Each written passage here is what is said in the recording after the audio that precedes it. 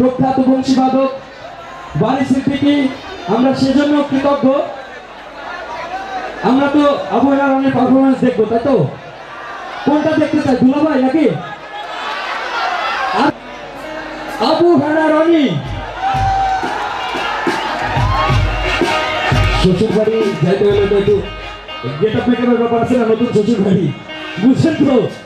এই বোঝে না, পুরাতন জামা যদি পরে যায় শ্বশুর বাড়ির লোকজন কি বলবে, মান সম্মানের ব্যাপার আছে না, এই জন্য একটু নতুন জামা পড়ছে, এই জন্য হয়তো একটু সময় লাগতে পারে।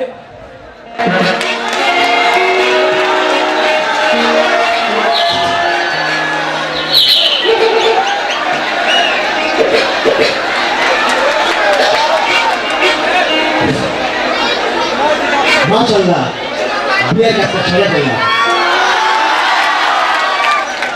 আরে নববধূ আসিতে দিশেহারা খুশিতে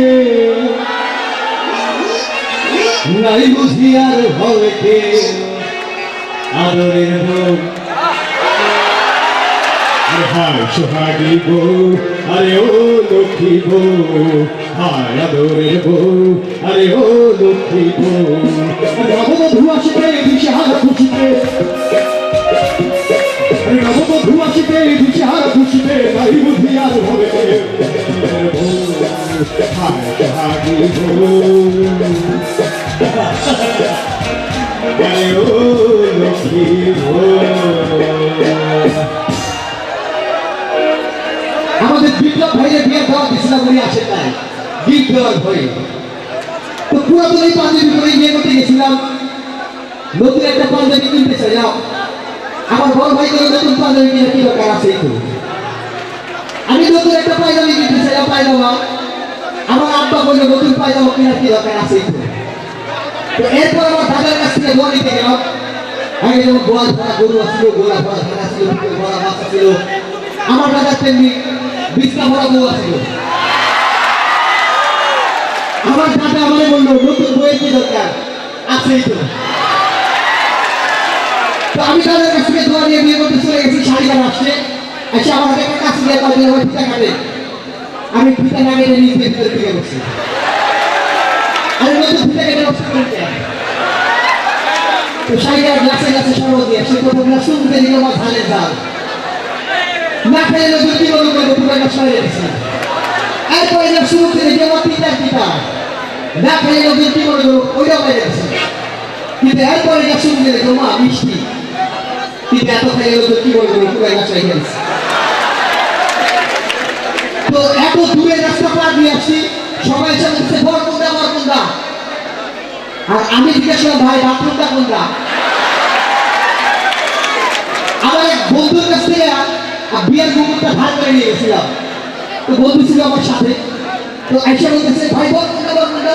তো আমার বন্ধু বলে ভাই বল এটা মুকুটটা আমার, আমার তো নেই সবাই, তো কোন কি দরকার তো মুকুটটা তোর, বলে ঠিক আছে। এরপর আবার কিছু লোক আসছে, সে বলে ভাই বল কোনটা বল কোনটা। তো বন্ধু বলে বল এটা মুকুটটা আমার না। এরপর আমি ওর থেকে গেলাম ভাই তোর কোন কি দরকার মুকুট তোর না। তো এরপর কিছু পর আবার কিছু লোক এসে বলছে ভাই বল কোনটা বল কোনটা। বলছে ভাই বল এটা মুকুটের ব্যাপারে কোনো কথা নাই। কাজী সাহেব আমার ভিতরে নিয়ে গেল, যে করো বাবা কবুল, আমি ভুলে গেছি আগুন। শ্বশুর বাড়ির লোকের আমার সেই খেপা, আমি বলে চিন্তা করি না প্রথম দিয়ে তো পরে ঠিক হয়ে যাবে। যাই হোক শ্বশুর আমার একটা লুকি ছিল, দিচ্ছে লুকি, সেই ব্যবসাতে মোবাইল আছে, সামনে আমার ট্রেন সিস্টেম, বেডও লাগে যায়। তো যাই হোক শাশুড়ি আমার বউকে আমার তুলে দিয়ে বললো বাবা আমার তো আগে তাহলে কিন্তু কষ্ট দেবে না, চিন্তা করি না আপনার ভাই আমার তো আমার ভাইয়া।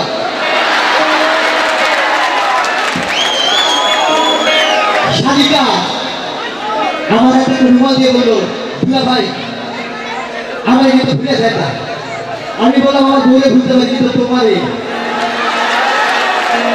এই কথা শোনার জন্য সারা রাস্তা আমার সাথে কথা বলে নাই। তো যাই হোক বাসন ঘরে ঢোকার পর বউ এসে আমার পায়ে হাতে স্নান করলো। আমি বললাম আমার একটা দায়িত্ব আছে, আমি বই পাই দিয়ে স্নান করলাম। এরপর কিভাবে কি বলবো বুঝে উঠতে পারতেছিলাম না। শেষ পর্যন্ত আমার বউ আমাকে বললো, শোনো, একটা নারী জীবন সার্থক হয় মা ডাক শুনবে।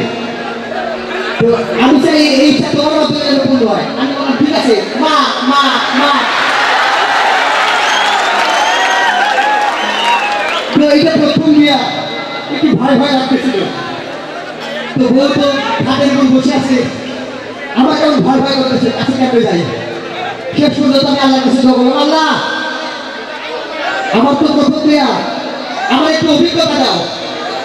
তো বউ বলছে, অভিজ্ঞতা আমার আছে, তুমি যদি শক্তি চাও।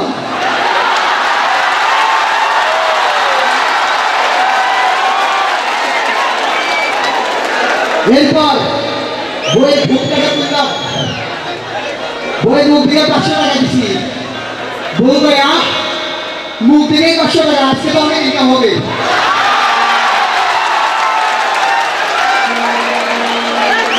মেজাজটা গরম হয়ে গেল। আমি আলমারি খুলে 50,000 টাকা বইয়ের হাতে দিচ্ছি। বউ করলে বাবা 50,000 টাকা, এটা কি গোষ্ঠী শুনতে আবার আদর করবে নাকি?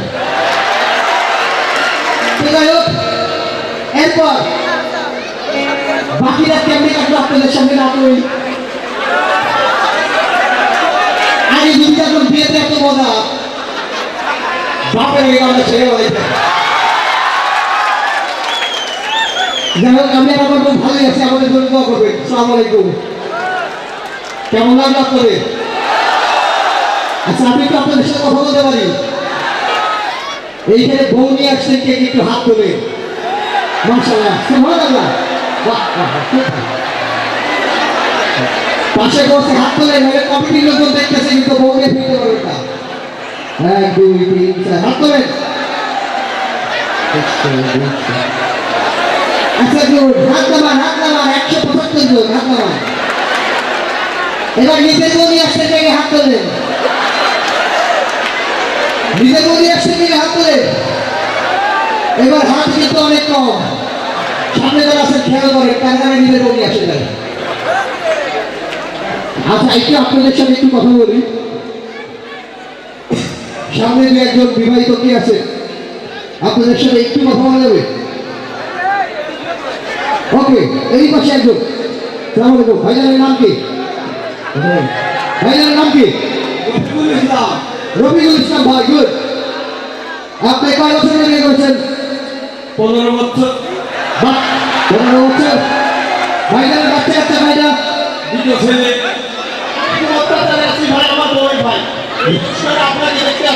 ওকে, আপনি বিবাহিত? বাচ্চা তো জানেন না বাচ্চা বিবাহিত কিনা, সে আসতেই পারে। আপনি ভাবিকে কি দেখে বিয়ে করলেন? বাড়ি থেকে বিয়ে, লাভ ম্যারেজ, নাকি কি দেখে বিয়ে করলেন? না, একটু সিরিয়াস সত্যি সত্যি বলেন। বাড়ি থেকে বিয়ে দিচ্ছে নাকি আপনি কি দেখে বিয়ে করলেন? গুড, ভালো। এর আগে ভাইকে জিজ্ঞেস করেছে, ভাই আপনি ভাবিকে কি দেখে বিয়ে করলেন? তো বলছে, হ্যাঁ দেখার জন্যই তো বিয়ে করছে। ওকে, ভাইয়ের নাম কি? ভাইয়ের নাম পলাশ। ভাবি আপনাকে কি নামে ডাকে? অনেক সময় আদর করে একটা নামে ডাকে, কি নামে ডাকে বলেন? খুব ভালো। কয় বছর ধরে বিয়ে হয়েছে আপনাদের? কয় বছর ধরে বিয়ে করতে যাচ্ছে? ওকে, ভাবিকে আপনি কি নামে ডাকেন? ওর নাম কি আছে ভাবির নাম? মমতাজ। মমতাজকে সংক্ষেপে কাজ বলে। তো আরে ভাবির নাম হলো বিচিত্রা।